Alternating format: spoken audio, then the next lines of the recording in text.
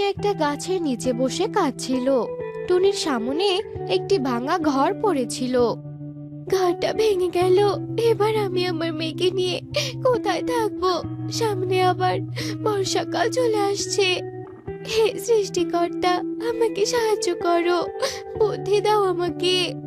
কি করব আমি সৃষ্টিকর্তা, কি করব আমি? অন্যদিকে টুকি একটা বড় পেয়ারা ধাক্কাতে ধাক্কাতে তার মায়ের দিকে নিয়ে আসছে। ও বাবা, পেয়ারাটি কি বড় আর কি ভারী! আমার শরীর তো ঘেমে যাচ্ছে। আমি যে আর পারছি না, আমি বরং একটু বিশ্রাম নেই। এই বলে টুকি আর একটু বিশ্রাম নিতে থাকে। তারপর আবারও পেয়ারাটাকে ধাক্কাতে ধাক্কাতে তার মায়ের কাছে নিয়ে আসে। টুনি এত বড় পেয়ারা দেখে বলতে থাকে, এ কি রে মা, তুই এত বড় পেয়ারা কোথায় পেলি? আর এটা দিয়ে তুই কি করবি? মা, আমাদের তো ঘরটা ভেঙে গেছে, তাই আমরা এই পেয়ারাটা দিয়ে ঘর বানাবো আর সেখানে থাকবো। মা, তুই তো একদম ঠিক বুদ্ধি করেছিস রে মা। আচ্ছা তুই দাঁড়া, আমি ঘর বানানোর যন্ত্রপাতি নিয়ে আসছি। টুনি যন্ত্রপাতি নিয়ে আসে আর বড় পেয়ারাটা দিয়ে একটি সুন্দর ঘর বানায়। টুনি ঘরটা দেখে বলতে থাকে, এই পেয়ারা ঘরটা রং করলে অনেক সুন্দর দেখা যাবে। টুকি মা, তুই বাজার থেকে রং কিনে আনতো, আমি ততক্ষণে ঘরটা গাছের ডালে বেঁধে ফেলি। টুকি টুনির কথা মতো বাজারে চলে যায় রং আনতে। এদিকে টুনি পেয়ারা ঘরটা গাছের ডালে বাঁধে। কিছুক্ষণ পর টুকি রং নিয়ে আসে আর টুনি পেয়ারা ঘরটা রং করে। এরপর ওরা ওই ঘরের ভেতর প্রবেশ করে। ঘরের ব্যবস্থা তো হলো, এবার যে কি করে সংসার চালাবো সেটাই তো বুঝতে পারছি না। মা, তুমি এত চিন্তা করছো কেন? তুমি তো সেলাই মেশিনের কাজ জানো। তুমি সেলাই মেশিন কিনে বনের পাখিদের জামা কাপড় সেলাই করে দিলে তো আমাদের সংসার দিব্যে চলে যাবে। আরে তাই তো, এই না হলে আমার বুদ্ধিমতী মেয়ে, আমি কালকেই সেলাই মেশিন কিনবো। অন্যদিকে যজ্ঞ আর কণিকা টুনিদের পাশেই থাকতো। যজ্ঞ, এদিকে আমাদের ঘর ভাঙা আর ওদিকে টুনি কত সুন্দর ঘর তৈরি করেছে, চলো আমরা ওর ঘরটা দখল করব। যজ্ঞ কণিকার কথায় রাজি হয়ে যায়। যজ্ঞ আর কণিকা টুনির বাড়ির কাছে যায়। এই টুনি, তাড়াতাড়ি ঘর থেকে বেরিয়ে আয়, এই ঘর আমাদের, আজ থেকে আমরা এই ঘরেই থাকবো, বেরিয়ে আয় বলছি। ঘরের ভেতর থেকে টুনি এরকম চিৎকার শুনতে পেয়ে টুকিকে চুপি চুপি বলতে থাকে, মা, এবার কি হবে? আমাদের এত কষ্টের ঘরটা ওরা কেড়ে নেবে। তুই ভয় পাস না রে মা, দেখ আমি ওদের কি অবস্থা করি। টুনি একটা দা হাতে নিয়ে ঘর থেকে বেরিয়ে আসে আর বলতে থাকে, কি বললি? এই পেয়ারা ঘরটা তোদের? আয় কাছে আয়, আজ এই বটি দিয়ে তোদের ঘাট থেকে মাথাটা আলাদা করে ফেলবো। টুনির এমন ধমক শুনে যজ্ঞ আর কণিকা ভয় পেয়ে যায়। যজ্ঞ, আমাদের আর ঘর লাগবে না, আমরা এখান থেকে চলে যাই, চলো চলো তাড়াতাড়ি চলো। ভয় পেয়ে যজ্ঞ আর কণিকা সেখান থেকে পালিয়ে যায়। ছোট টুনি, তুই আজ আমাদের অপমান করেছিস, এর প্রতিশোধ তো আমরা নিয়েই ছাড়বো। পরের দিন টুনি বাজার থেকে একটা সেলাই মেশিন কিনে আনে আর বনের সব পাখিরা টুনির কাছে জামা কাপড় সেলাই করতে দেয়। টুনি অনেক সততার সাথে তার কাজ সম্পন্ন করে। টুনির ধীরে ধীরে উন্নতি হতে থাকে। টুনির এমন উন্নতি দেখে যজ্ঞ কাক মনে মনে বলতে থাকে, যজ্ঞ, আমিও তো সেলাইয়ের কাজ জানি, তুমি আজকে আমাকে একটা সেলাই মেশিন কিনে দেবে। আজকের পর থেকে কেউ আর টুনির কাছে সেলাই করতে দেবে না, সবাই আমার কাছেই আসবে। তুমি সেলাইয়ের কাজ জানো? আমাকে তো আগে বলনি, আমি এক্ষুনি সেলাই মেশিন কিনে আনছি। যজ্ঞ বাজার থেকে কণিকার জন্য সেলাই মেশিন কিনে আনে। এভাবে বেশ কিছুদিন কেটে যায়। একদিন রাজকুমারী টিয়ে টুনিকে তার দরবারে ডাকে। টুনি রাজকুমারীর কাছে যায়। কি ব্যাপার রাজকুমারী, আপনি আমাকে ডেকেছেন? হ্যাঁ টুনি, আমি তোমাকে ডেকেছি। আমি শুনেছি তুমি অনেক সুন্দর সেলাইয়ের কাজ জানো। আগামী সপ্তাহে আমার বিয়ে, তাই আমি তোমাকে আমার জামা সেলাই করতে দিচ্ছি। তুমি কি নিতে রাজি আছো? জামা তৈরি করাই তো আমার কাজ, তাহলে নেব না কেন? আমি রাজি রাজকুমারী। তবে এই নাও আমার জামা কাপড়। জামা অনেক সুন্দর করে বানাবে, আর যদি আমার পছন্দ হয় তাহলে তোমাকে অনেক ভালো পারিশ্রমিক দেব, আর উপহারও দেব। বুঝেছো? এবার তুমি আসতে পারো টুনি। টুনি কাপড়গুলো নিয়ে বাড়িতে আসে, আর কণিকা এটা জানতে পেরে যজ্ঞকে বলে, যজ্ঞ জানো, রাজকুমারী টিয়ে টুনিকে কাপড় তৈরি করতে দিয়েছে, আর টুনিকে পারিশ্রমিকের পাশাপাশি উপহারও দেবে বলেছে। যজ্ঞ, তুমি কিছু একটা করো যাতে টিয়ের কাপড় নষ্ট হয়, আর টিয়ে টুনিকে শাস্তি দেয়। আমার মাথায় তো কোনো বুদ্ধি আসছে না, আমি বরং আমার বাবার কাছ থেকে বুদ্ধি নিয়ে আসি, কেমন? যজ্ঞ তার মামার বাড়ির দিকে উঠতে থাকে। অন্যদিকে ইগলি একটা জামার কাপড় নিয়ে টুনির কাছে আসে। টনি, আমি আমার বান্ধবীর বিয়ে খেতে যাব, তুই এই কাপড়টা দিয়ে একটা আনারকলি ফ্রক বানিয়ে দিস তো। ক্ষমা করবে ইগলি দিদি, আমার কাছে সময় নেই, কারণ আমাকে টিয়ে দিদি জামা বানাতে দিয়েছেন। তুমি আমার প্রতিবেশী কণিকাকে তোমার জামা বানাতে দিতে পারো। ইগলি আর কোনো কিছু না বলে কণিকার কাছে যায়। ইগলি দিদি, তুমি কোনো চিন্তা করো না, আমি অনেক সুন্দর করে তোমার জামা বানাবো, তুমি কাল এসে নিয়ে যেও। ইগলি চলে যায়। কণিকা জামা সেলাই করতে শুরু করে। কিছুক্ষণ পর যজ্ঞ খাঁচায় করে দুটো ইঁদুর আর মিষ্টি নিয়ে আসে। আরে যজ্ঞ, ইঁদুর কেন এনেছো? ইঁদুর দিয়ে কি করবে তুমি? আরে বলছি আগে শোনো, কেন এনেছি এই দুটো ইঁদুর। আমি রাতে এই ইঁদুর দুটোকে টুনির ঘরে ছেড়ে দিয়ে আসবো, আর রাতে এই ইঁদুর দুটো টুনির সব জামা কাপড় টুকরো টুকরো করে ফেলবে, আর টিয়ে টুনিকে পুরস্কারের বদলে সাজা দেবে। হা হা হা হা। আরে বাহ, দারুণ বুদ্ধি তো। আমি বরং মিষ্টিগুলো রেখে আসি, কালকে টুনির শাস্তির পর পেট ভরে খাবো। এরপর কাকলি মিষ্টি রেখে দেয়। রাতের বেলা যজ্ঞ কাক ইঁদুর দুটোকে টুনির ঘরে গিয়ে ছেড়ে দিয়ে আসে। ইঁদুর দুটো টুনির ঘরের এদিক সেদিক ছোটাছুটি করতে থাকে। কিছুক্ষণ ছোটাছুটি করার পর একটা ইঁদুর আরেকটা ইঁদুরকে বলতে থাকে, আরে আরে শোন, এই ঘরে তো অনেক খাবার খুঁজলাম, কিন্তু কোথাও তো কোনো খাবারই পেলাম না। আমার যে খুব খেতে পেয়েছে। আরে বন্ধু, আমরা যে ঘর থেকে এলাম সেই ঘরে তো মিষ্টি আছে, চল চল ওই ঘরে চল। ইঁদুর দুটো কণিকা যজ্ঞর ঘরে যায় আর মজা করে মিষ্টি খায়। মিষ্টি খাওয়া শেষ করে বলতে থাকে, পেট তো ভরলো, এবার আমার দাঁত দিয়ে কিছু কাটতে ইচ্ছে করছে। ওই দেখ, নতুন জামা, চল কাটতে শুরু করি। এরপর ইঁদুর দুটো ইগলির জামাটা কাটতে শুরু করে। ইগলি দিদি, অনেক সুন্দর জামা বানিয়েছি, আমাকে কিন্তু পুরস্কার দিতে হবে। আসলে জামাটার জায়গায় জায়গায় ফুটো দেখে ইগলি ভীষণ রেগে যায়।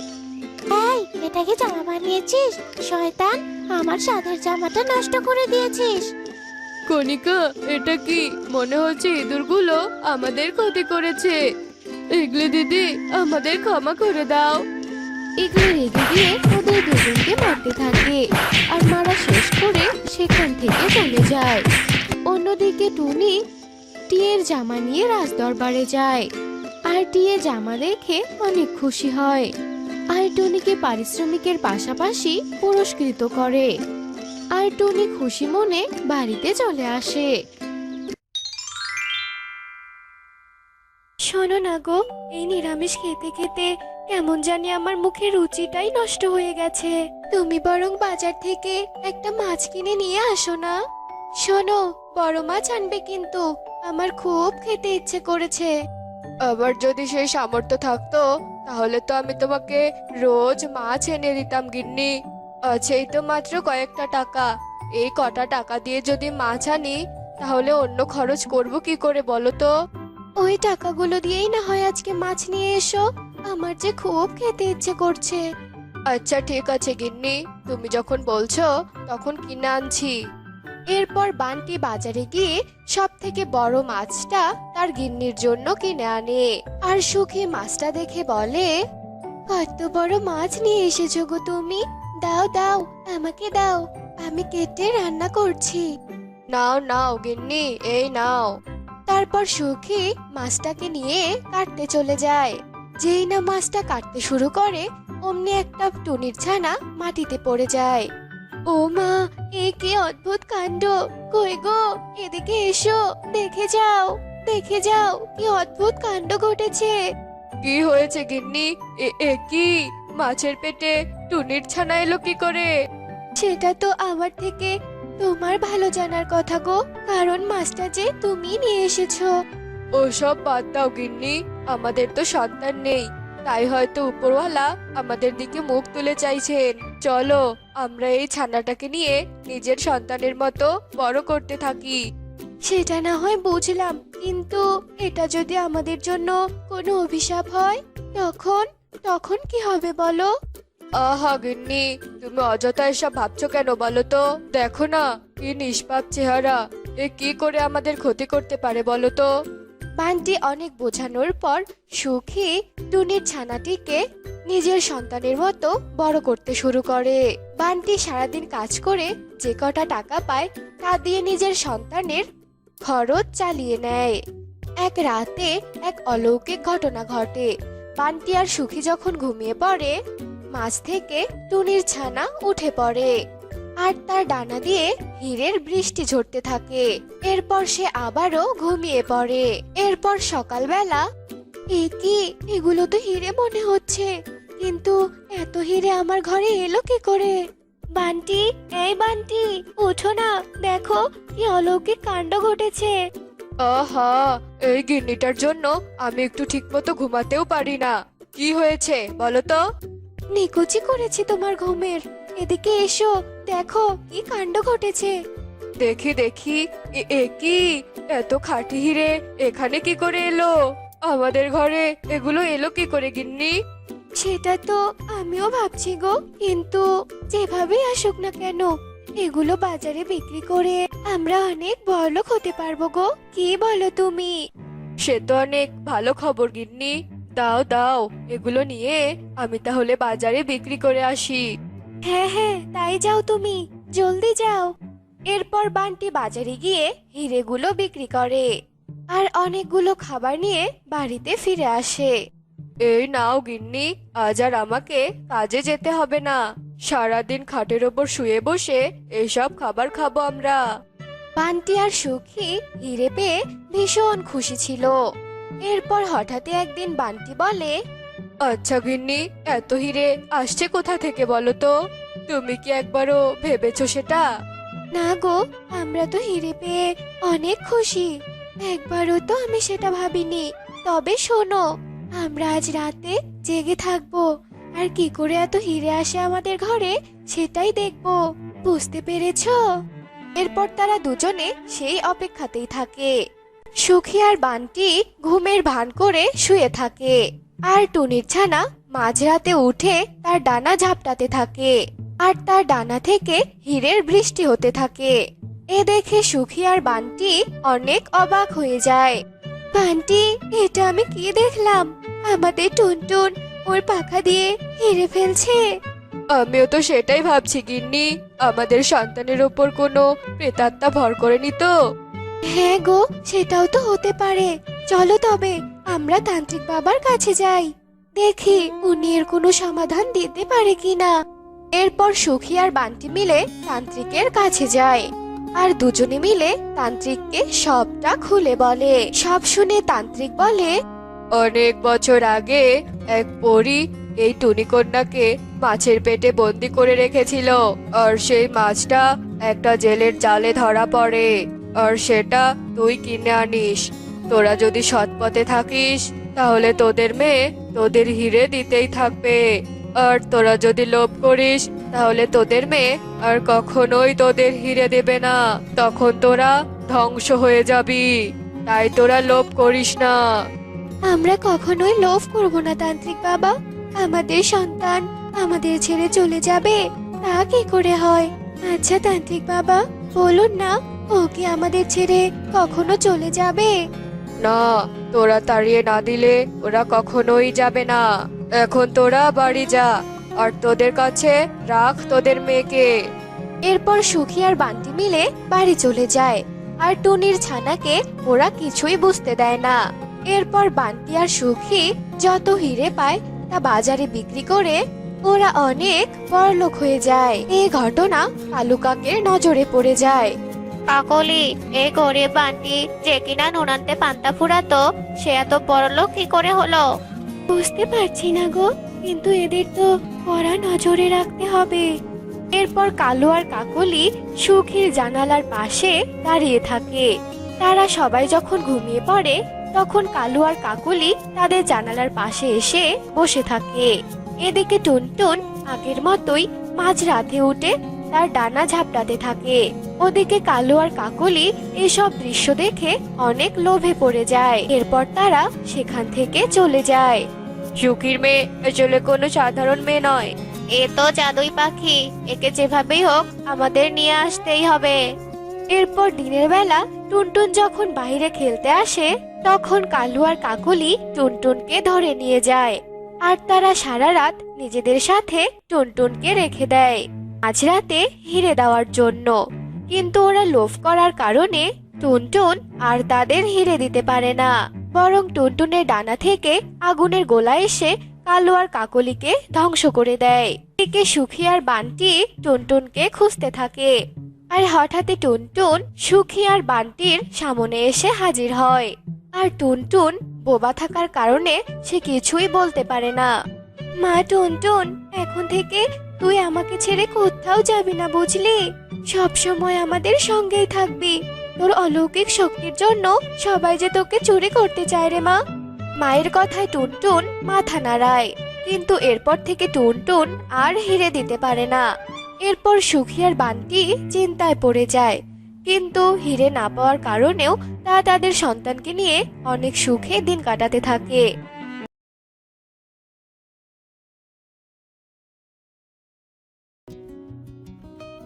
কি ব্যাপার, কি বলো তো? এতগুলো ফল তুমি আবার কোথায় পেলে? তুমি তো এক্ষুনি বেরোলে, আবার এক্ষুনি চলে এলে। তুমি কি আবার চুরি করেছো নাকি, বলো তো? আরে বোকা, দিন দুপুরে আবার চুরি করা যায় নাকি বলো তো? মিথ্যে বলেছি, মিথ্যে বলি তো আমি এই ফল নিয়ে এসেছি। তা বলি, তুমি আবার কি মিথ্যে বলেছো? তাছাড়া কাকেই বা বলেছো? ওই যে ওই পোকাটি এটাকে বলেছি, একে বলেছি আমার মা এসেছে, ঘরে কোনো খাবার নেই, ও আমার সব কথা সত্যি ভেবে আমাকে এই ফলগুলো দিয়ে দিয়েছে। আরে বাবা, এই না হলো আমার বউ। দাও দাও, তাড়াতাড়ি ফলগুলো খাই। যোগ্য আর কণিকা ফল খাওয়া শুরু করে। তারা দুজন ছিল খুবই দুষ্টু। তারা সব সময় অন্যের কাছ থেকে খাবার ছিনিয়ে নিয়েই খেত। এভাবেই বেশ কিছুদিন কেটে যায়। কণিকা, চলো আমরা একটু বাইরে যাই, আর গিয়ে দেখি কারো কাছে কোনো খাবার পাওয়া যায় কিনা। এরপর ওরা দুজন অনেক উঠতে থাকে, আর কিছুক্ষণের মধ্যেই তা বেশ ক্লান্ত হয়ে পড়ে আর একটা গাছের ডালে বসে পড়ে। যোগু, সে কখন থেকে উঠছি, কিন্তু এখনো একটা পাখিকে খাবার নিয়ে যেতে দেখলামই না। তাহলে কি আজকে আমাদের না খেয়ে থাকতে হবে? সেটা না হয় পরে দেখা যাবে, এখন চলো চলো সামনের দিকে যাই।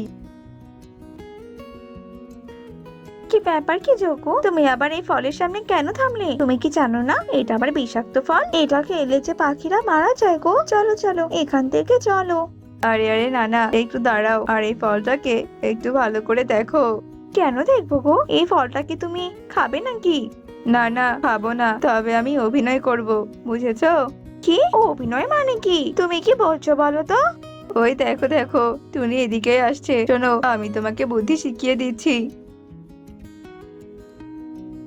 আমার লক্ষ্মী স্বামী অনেক সুন্দর, এক্ষুনি অভিনয় করা শুরু করো আর মিথ্যে বলে ফল খেতে শুরু করো। যজ্ঞ আর কণিকা মিথ্যে অভিনয় করে ফলটা খেতে শুরু করে, আর তখনই সেখানে টুনি আসে। আরে আরে দাদা দিদি, তোমরা কি করছোটা কে বলো তো? দাঁড়াও, এই ফলটা তোমরা খেও না, এটা যে বিষাক্ত ফল। কেন কেন ফলটা কেড়ে নিলি? দে বলছি, দে, মরে যাব, আমাদের যে আর বাঁচার কোনো ইচ্ছে নেই। হ্যাঁ হ্যাঁ টুনি, ফিরিয়ে দে, কষ্টে চেয়েছি, মরে যাওয়াই অনেক ভালো। কিন্তু দাদা দিদি, তোমরা মরে যেতে কেন চাইছো? কি কষ্ট তোমাদের, বলো বলো আমাকে। সেই সকাল থেকে খাবার খুঁজছি, কিন্তু কোনো খাবার পাইনি। তুই বল, না খেয়ে কি কেউ বাঁচতে পারে? দাদা দিদি তোমরা শান্ত হও, তোমাদের আজকের খাবারটা আমি দেব, তবুও তোমরা এই সুন্দর পৃথিবী থেকে বিদায় নিও না। চলো আমার বাড়িতে চলো, আমি তোমাদের শস্যদানা খেতে দেব। অন্যের দয়ায় বেঁচে থাকতে আর ইচ্ছে করে না। দে রে টুনি দে, আমাদেরকে ফলটা দিয়ে দে। যজ্ঞ টুনি যখন এত করে বলছে তবে চলো না ওর বাড়িতেই যাই। টুনি যজ্ঞ আর কণিকাকে সাথে নিয়ে বাড়িতে আসে আর তাদেরকে শস্যদানা খেতে দেয়। টুনি বোন তুই যে অনেক ভালো, বলছি কি তোর ঘরে আরো শস্যদানা থাকলে আমাদের দে না, রাতে আমার খুব খিদে লাগে, আমি না হয় রাতে উঠে এই শস্যদানা খাবো। টুনি যজ্ঞ আর কণিকাকে কিছু শস্যদানা দেয় আর তারা খুশি মনে সেই শস্যদানা নিয়ে বাড়িতে ফিরে আসে। যজ্ঞ তুমি জানো তো আমি না অনেক কষ্টে হাসি থামিয়েছি, বেচারি টুনি আমাদের অভিনয় দেখে কেমন সত্যি ভেবেছে। এসব কথা বলে তারা দুজনে হাসতে থাকে। এভাবেই কেটে যায় বেশ কিছুদিন। একদিন বনে প্রচুর বাতাস আর বৃষ্টি হতে থাকে। বৃষ্টি আর বাতাসের কারণে টুনির ঘরটা দুলতে শুরু করে। মা আমাদের এই ঘরটা যে দুলছে, চল মা চল তাড়াতাড়ি করে বাইরে চলে যাই।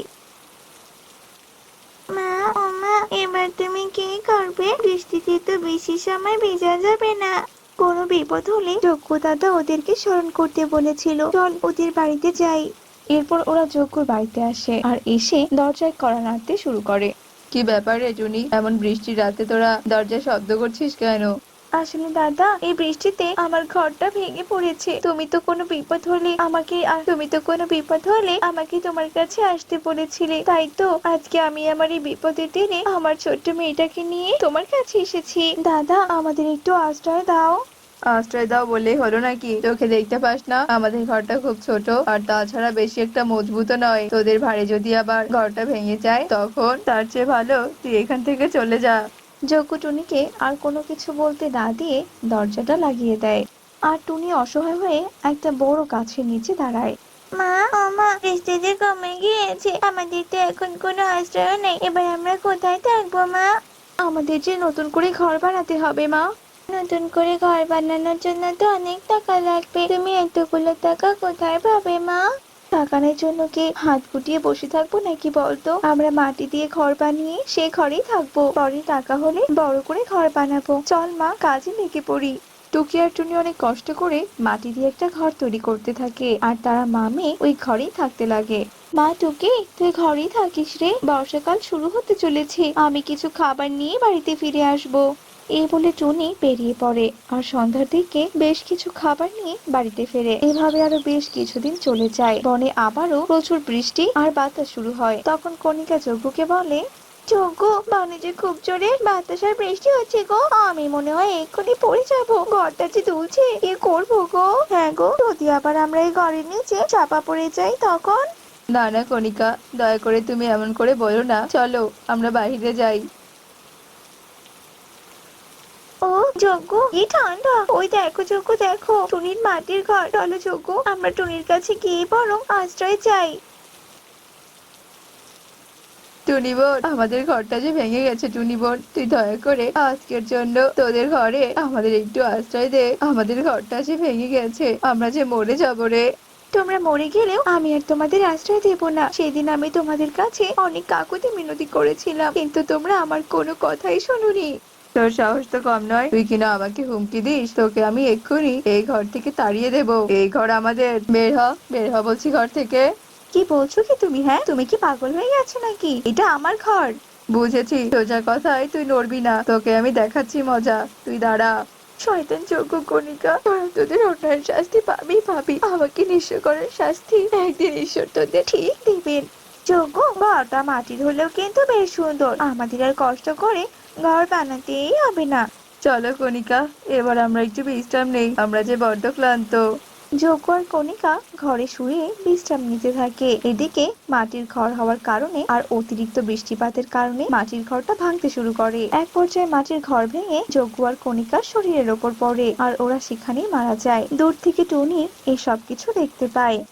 সৃষ্টিকর্তা সবকিছু সহ্য করে, কিন্তু কখনো অন্যায় সহ্য করে না। অন্যায়কারীরা এবার শাস্তি পেয়েছে, দেখলি তো অন্যকে নিঃস্ব করার শাস্তি কি হয়।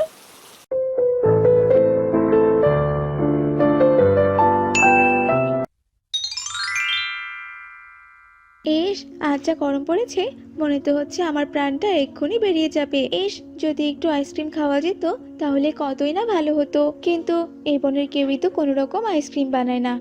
আচ্ছা, আমার বোন মুন্নি তো অনেক ভালো আইসক্রিম বানায়, আমি বরং ওর কাছেই যাই। ওর কাছে গেলে ও আমাকে অবশ্যই আইসক্রিম খাওয়াবে। টুনি আর এক মুহূর্ত কোনো দেরি না করে সোজা তার বোনের কাছে চলে যায়। মুন্নি, তোর কাছে তো অনেক আইসক্রিম, আমাকে দুটো আইসক্রিম খেতে দিয়ে না রে, গরমে যে আমার বুকের ভেতরটা একদম খা খা করছে জানিস। এই দিদি, তুই কি পাগল হয়েছিস নাকি যে আমি এই জাদুর আইসক্রিমগুলো তোকে দেব? যা তো, যা যা এখান থেকে। দেখ মুন্নি, তুই কিন্তু এসব একদম ঠিক করছিস না। তোর এমন কর্মকাণ্ডের জন্য বাবার আত্মা কিন্তু অনেক কষ্ট পাচ্ছে। যে মারা গেছে তার কিনা আবার কষ্ট? যা তো, ভাগ এখান থেকে। ওসব ইমোশনাল কথাবার্তা তুই বরং তোর কাছেই রাখ, আমাকে শোনাস না। আর আমাকে আমার মতো থাকতে দে, বুঝতে পেরেছিস? আচ্ছা আচ্ছা, ঠিক আছে, আমি চলে যাচ্ছি। তবে একটা কথা মনে রাখিস, তুই যা করছিস তা কিন্তু তুই একদমই ঠিক করছিস না রে। টুনি রাগ করে সেখান থেকে চলে যায়। বন্ধুরা, এতক্ষণ তোমরা যে দুই বোনকে দেখছিলে, ওরা হলো বিখ্যাত জাদুকর রাজু টোনার দুই মেয়ে। রাজু টোনা মারা যাওয়ার পর একটা জাদুই আইসক্রিমের বই রেখে যায়। তো বন্ধুরা, চলো আমরা মূল গল্পটি থেকে ঘুরে আসি। বান্টি, তুমি আমাদের মেয়েটাকে একটু স্কুলে দিয়ে আসো তো, বনে যা গরম পড়েছে না, না জানি আবার কখন আমাদের মেয়েটা গরমে একদম অজ্ঞান হয়ে পড়ে। আচ্ছা আচ্ছা, ঠিক আছে, তুমি কোনো চিন্তা করো না, আমি এক্ষুনি পারুলকে নিয়ে স্কুলে যাচ্ছি। আমার যে খুবই জল পিপাসা পেয়েছে, কিন্তু আশেপাশে তো কোথাও কোনো জল নেই। নদীগুলো শুকিয়েও যেন কাঠ হয়ে গেছে, কিন্তু আমিও যে জলের কষ্ট আর সহ্য করতে পারছি না। বাঘটি পিপাসায় কাতরাতে কাতরাতে মাটিতে লুটিয়ে পড়ে, আর তখনই সে পথ দিয়ে সুখী পায়রা যাচ্ছিল। বাঘকে এমন অবস্থায় পড়ে থাকতে দেখে সুখী পায়রা সেখানে চলে আসে। বাঘ দিদি, ও বাঘ দিদি, তোমার কি হয়েছে গো? তুমি আবার ওভাবে কাতরাচ্ছ কেন? জল, জল, জল, আমাকে এইটা জল দে, নইলে যে আমি বাঁচবো না। এখানে তো কোথাও জল নেই গো বাঘ দিদি, সামনে মুন্নির বাড়ি। আমি মুন্নির কাছ থেকে তোমার জন্য আইসক্রিম নিয়ে আসছি। মুন্নি, আমি তোকে কত টাকা দিচ্ছি, তুই আমাকে কিছু আইসক্রিম দে না রে, বাঘ দিদি যে খুবই অসুস্থ। ওই বাঘটা অসুস্থ তো আমি কি করব বলতো? আমি তো আর অসুস্থ নই। তাছাড়া তোর হাতের ওই সামান্য টাকা দিয়ে আমার এই জাদুকরি আইসক্রিমগুলো কিছুতেই কেনা সম্ভব নয়। তোকে না হয় আমি আরো অনেক টাকা দেবো রে, তবুও তুই আমাকে একটা আইসক্রিম দে না। বুঝতে পেরেছি, তুই আমার মুখের কথাতে এখান থেকে যাবি না। এবার তো তোকে কায়দা করে এখান থেকে তাড়াতে হবে। জাদু আইসক্রিম, তুই যা, ওই তুচ্ছ পাখিকে সাহায্য করে আয়। বাঘ দিদি, আমি তোমার শেষ রক্ষাটা হয়তো করতে পারবো না, আমাকে তুমি মাফ করে দাও গো। আমি তোদের সব কথা শুনে ফেলেছি, তোরা দুজন চিন্তা করিস না, একটু অপেক্ষা কর, আমি মাটি খুঁড়ে হলেও তোদের জন্য জল নিয়ে আসছি। টুনি একটা কোদাল নিয়ে এসে মাটি খুঁড়তে থাকে, আর বেশ কিছুক্ষণ খোঁড়ার পর টুনি একটুখানি পানির দেখা পায়। এরপর টুনি জলটুকু তুলে নিয়ে বাঘটিকে খাইয়ে দেয়। টুনি পাখি, তুই যে আমার জীবন বাঁচালি, আর এর জন্য আমি তোর কাছে চিরঋণী হয়ে থাকবো রে। তুমি যে তোমার প্রাণ ফিরে পেয়েছো, আমি তাতে অনেক খুশি। এবার তুমি তোমাদের জঙ্গলে ফিরে যাও গো বাঘ দিদি। টুনির কথা মতো বাঘটি সেখান থেকে চলে যায়। এদিকে টুনি আর সুখীও নিজেদের বাড়িতে ফিরে আসে।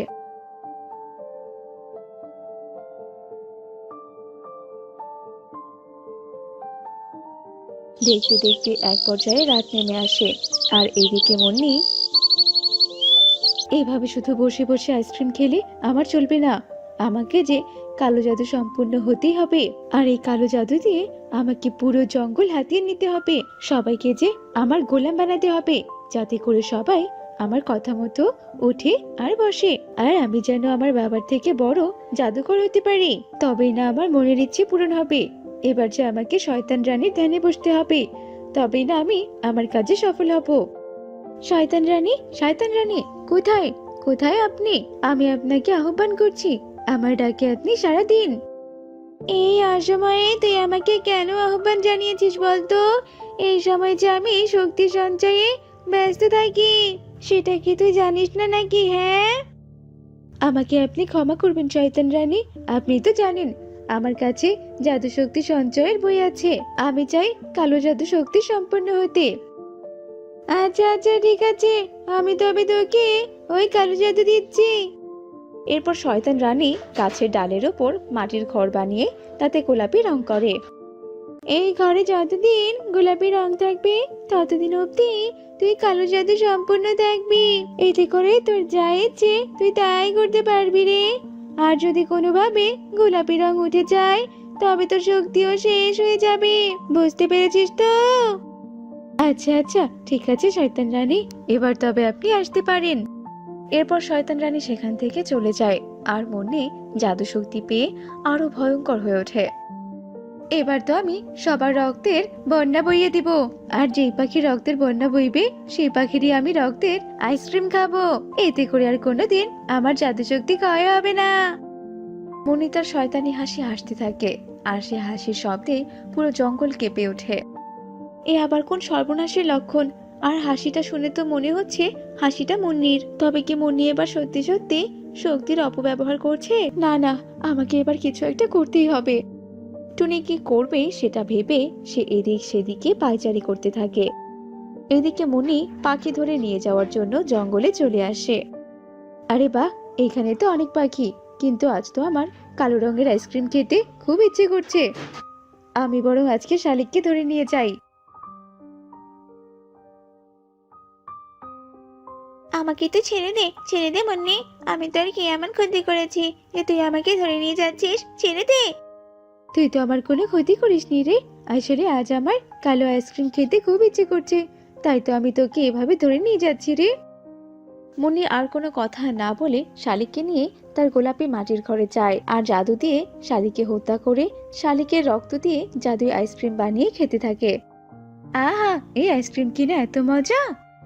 এভাবে মুন্নি প্রতিদিনই কোনো না কোনো পাখিকে ধরে তার রক্ত দিয়ে আইসক্রিম বানিয়ে খেতে থাকে। তা দেখে তো টুনি ভীষণ অস্থির হয়ে পড়ে আর টুনি তার বাবার আত্মাকে আহ্বান জানায়। বাবা, তুমি তো সবই জানো বাবা, মুন্নি কিভাবে অত্যাচার করছে সবার উপর। আমি ওকে কিভাবে থামাবো বাবা?